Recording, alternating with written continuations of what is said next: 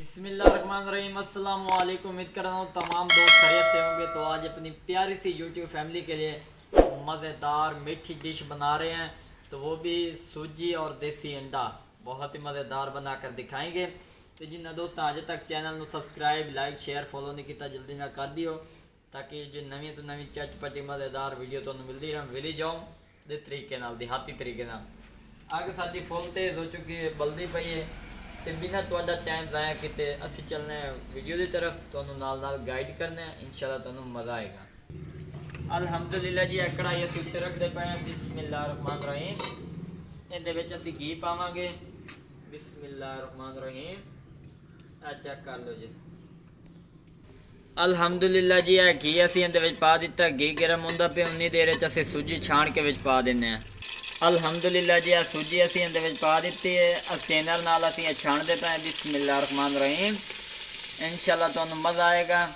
गद्दो गुबार जिहड़े ने वो निकल जाणगे। बिल्कुल छाण लिया, चेक कर लो जी। ते इनू मिक्स कर देने घ्यो दे विच। चेक करो जी। इंशाअल्लाह सूजी अंडा बहुत ही मज़ेदार तैयार होएगा, तुहानूं मज़ा आएगा। अल्हम्दुलिल्लाह जी, चेक कर लो। घी असीं इहदे विच पा दिता। एक इलाची पैंदे पे हैं मज़ीद बेहतर टेस्ट बनावन का। बिस्मिल्लाहिर्रहमानिर्रहीम। चेक कर लो जी। इंशाअल्लाह तुहानूं मज़ा आएगा, नाल नाल तुहानूं गाइड कीती जावांगे। चेक कर लो। इन्हूं बिल्कुल सुकावना। इहदे विच जिहड़ा असीं घी दा इस्तेमाल कीता, इन्हूं बिल्कुल सुर्ख करके उस तो बाद असीं तुहानूं इहदी शक्ल विखाइने हैं। अल्हम्दुलिल्लाह जी, चेक कर लो, बिल्कुल सुर्ख होवन लग गई है। तो हुण असीं इहदे विच पैंदे पे हैं दुध। आ जा। अल्हम्दुलिल्लाह जी, 1 कप दुध दे इहदे विच अंडा पावांगे। बिस्मिल्लाहिर्रहमानिर्रहीम। चेक कर लो जी। देसी अंडे का इस्तेमाल करना है। अल्हम्दुलिल्लाह जी, चेक कर लो। हुण इहनूं असीं अच्छी तरह फेंट रहे हैं। बिस्मिल्लाहिर्रहमानिर्रहीम। देसी अंडा भी विच वग गया तो दुध भी वग गया। तो हुण असीं इहदे विच पैंदे पे हैं।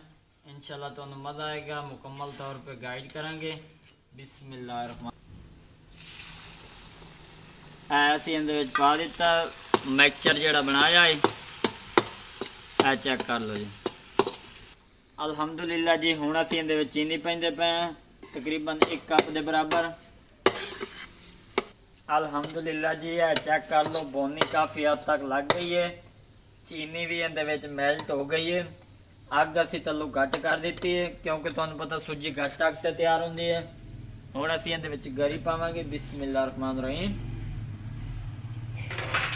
गरी दे असीं छोटे छोटे सलाइस पा दिते ने। इन्हां नूं असीं अच्छी तरह मिक्स कर लैंदे हैं।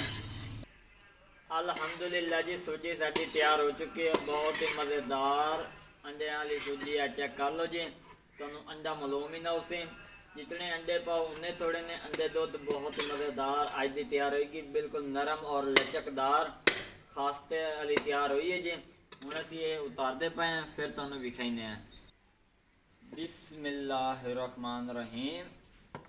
बहुत ही मज़ेदार लजीज अंडे वाली सूजी तैयार हो चुकी है। बिस्मिल्लाहिर्रहमानिर्रहीम। चेक कर लो जी। बहुत ही मज़ेदार उम्दा तरीके नाल तैयार हुई है।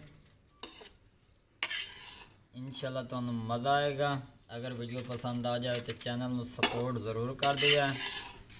अल्हम्दुलिल्लाह जी, सूजी साडी तैयार हो चुकी है। हुण असीं इहदे उत्ते गिरी दा पाउडर पावांगे। बिस्मिल्लाहिर्रहमानिर्रहीम। ताकि मज़ीद इहदे विच खूबसूरती आ जाए, एक ज़ायका जिहा बन जाए। अल्हम्दुलिल्लाह जी, फाइनल तुहाडे सामने तैयार हो चुकी है सूजी।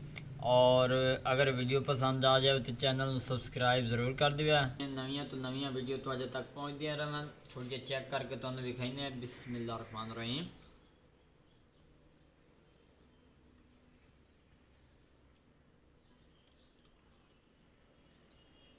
अल्हम्दुलिल्लाह, अल्लाह का शुक्र अदा करें कि बहुत ही मज़ेदार तैयार हुई है सूजी अंडे वाली।